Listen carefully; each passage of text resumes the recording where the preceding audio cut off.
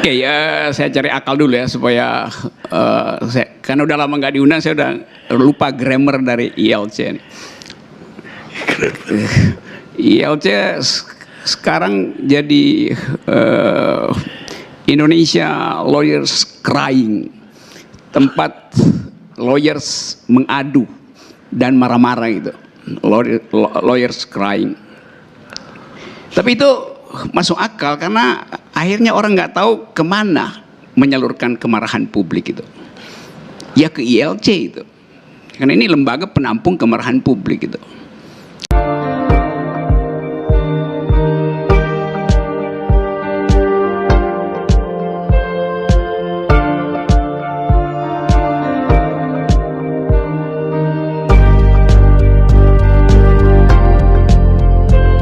Yang saya ingin cari tahu adalah mengapa emak-emak tidak ingin tahu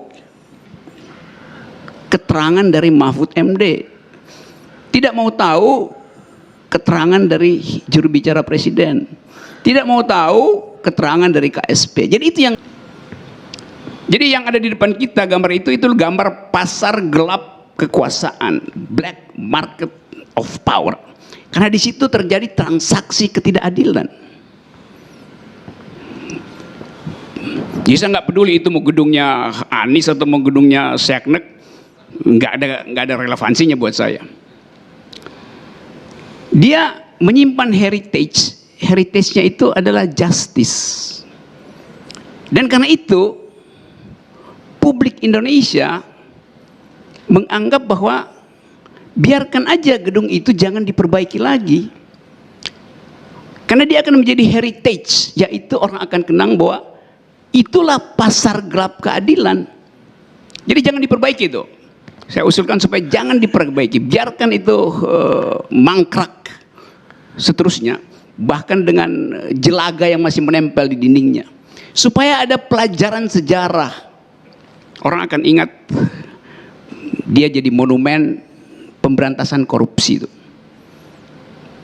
Nah, kita ingin tahu kira-kira soal tadi, mengapa orang nggak percaya keterangan pemerintah tuh? Tadi Pak Mahfud MD dengan bahasa tubuh yang secara psikologis saya perhatikan itu sebetulnya gelisah untuk memilih kalimat itu, sehingga dia cuma ngomong pendek itu. Biasanya panjang lebar sebagai profesor, tapi dia ngomong ringkes sekali dan terlihat kegelisahan. Saya mau coba menafsirkan dengan memakai ilmu BIN yang namanya hermeneutics of suspicion. Menafsirkan kecurigaan itu. Hal yang standar di dalam cara berpikir intelijen itu. Mencurigai untuk menemukan heuristik awal. Keterangan awal, mengapa orang nggak percaya?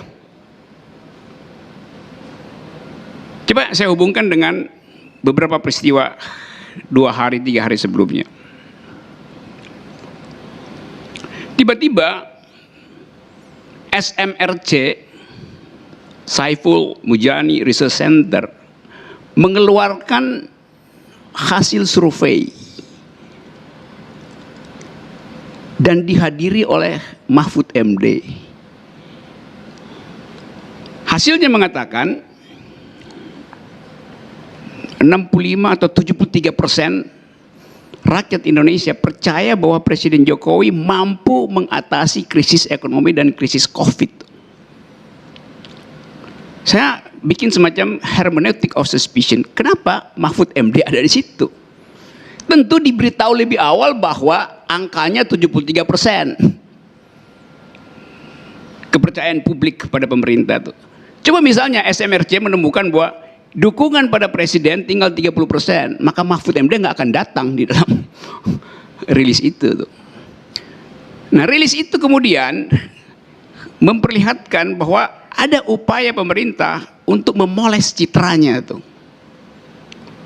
Dan kalau saya boleh kasih kritik akademis, seharusnya SMRC kasih disclaimer bahwa rilis itu dibuat setelah anggaran 90 miliar yang diulas oleh ICW diketahui publik.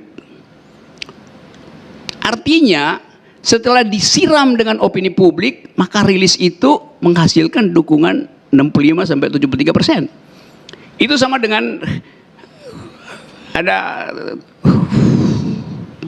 orang jual sapi, sapinya itu sapi kurus, tapi tiba-tiba begitu dijual kok jadi mahal, beratnya kok melampaui yang natural gitu. Ternyata sapinya digelontorin air ke dalam perutnya sebelum dijual, sehingga ditimbang isinya air. Itu yang terjadi dalam opini publik hari ini. Disiram dulu oleh influencer publik, baru disurvei itu. Maka terlihat seolah-olah sapinya gemuk, beratnya banyak. Padahal disiram dulu oleh influencer. Dan data itu ada. Jadi opini publik ini dipermainkan oleh kekuasaan. Seolah-olah metodologis statistik, tapi kita tahu di belakang itu udah diguyur dulu. Jadi sembako udah jalan dulu, baru ditanya, puas nggak dengan pemerintah? Ya tentu puas, udah dapat sembako. Nah, saya mau hubungkan itu dengan soal tadi. Mengapa publik nggak percaya bahwa itu cuma terbakar, itu cuma soal korslet listrik, bahwa itu akibat dari gedung tua? Publik nggak percaya keterangan itu. Karena tadi bekerja semacam suspicion bahwa di belakang kasus ini ada yang mau disembunyikan itu. Saya pakai istilah tadi, hermeneutic of suspicion. Hermeneutics datang dari kata Hermes. Hermes itu dewi yang dapat tugas untuk menafsirkan perintah langit kepada manusia dan sebaliknya keinginan manusia pada Tuhan. Namanya Hermes, bacanya Hermes. Yang sekarang jadi tas merek mahal, Hermes. Hermes itu ada di gedung kejaksaan nggak? Ada, bukan sebagai dewi, tapi sebagai tas dari jaksa Pinangki. Saya duganya begitu. Jadi, saudara-saudara, kalau kita mau baca kasus ini, kita mesti baca dengan preteks menurunnya atau hilangnya kepercayaan publik.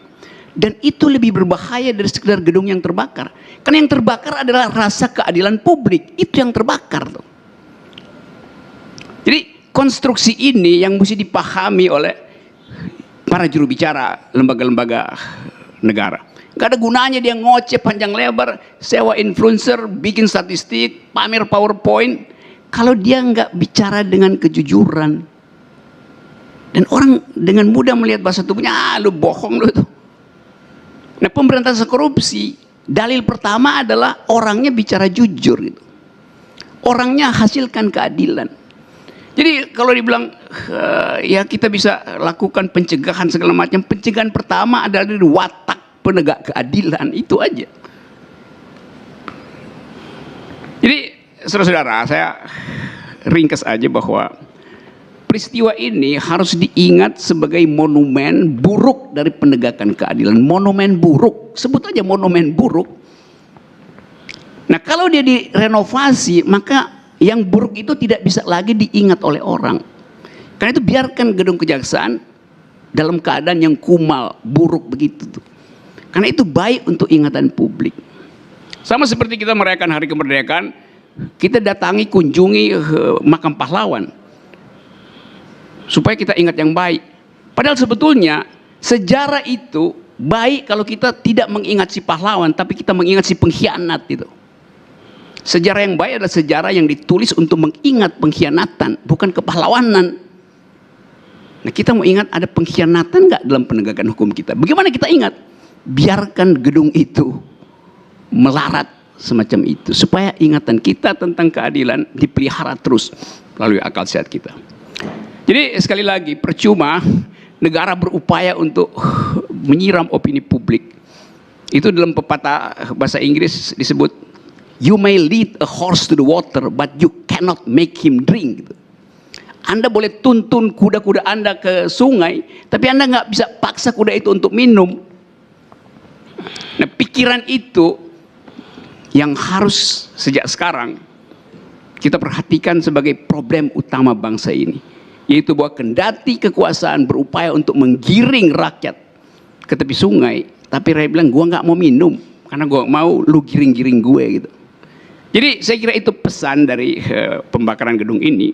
Dan sekali lagi, heritage dari gedung itu tidak terletak pada usia bangunan itu, tapi pada usia penegakan keadilan.